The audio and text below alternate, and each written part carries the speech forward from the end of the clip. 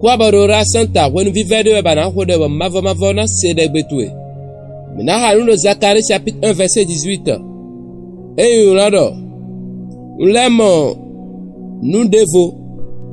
Umolanzo ene. Me manomo nuo. Ena kwende ulo bono wado gbeme. Nuo na kwende lo bono wao. Ado mimo. Wono ni mimo tuyo.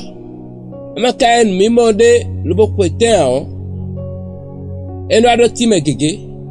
Nuno mo. Mano ze kwede koyan yo. Do meiro zobre pipo wela wutuo. Ze tatwe yaga. Do nu yamuli do nu konwe. Ene wana chavi. Mano dudeji. Wonu kutoe. Bo chite bo ponu kon. Bena pachawe. Bana amoda projet gege. De ba kuno soda enwemi. Wonu edo nu mimo. Ene ona agbon. Mera zometo yuwaleme. Beno tu fie kwe. Arano mimo de. Bena do yala menwe.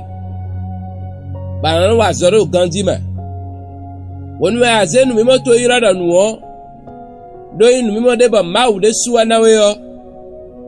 Mimo ena wa tisheme. Dandan. Wonu kende sinu jiwa. Bana kun. Ena wa tisheme. Ba mero nukundo ele de sunamo. Lo bana vivinu ye bana dokunu ma hawe. Nko dare Jesu Christ nkoma. No debu inu mimo to enu ya wuli to e. De sin was ndo ade ro gbeme o. Bra kuno Jesu Christ nkoma o. Ana peu lo bana blo e na wa chicheme. Do Jesu Christ nkoma. De inde bana khoda I hatome.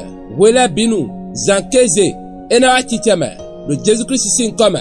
Ami ba mere la dowele enu to simele akota de vole ina jaya hawe lona pasusunu mawu do iko Jesu Christ to ma mi ko dede ami keze megbe to ni yonwe partager de lo ha nozo tole ina wada gbenu lo mo do Jesu sin koma ami.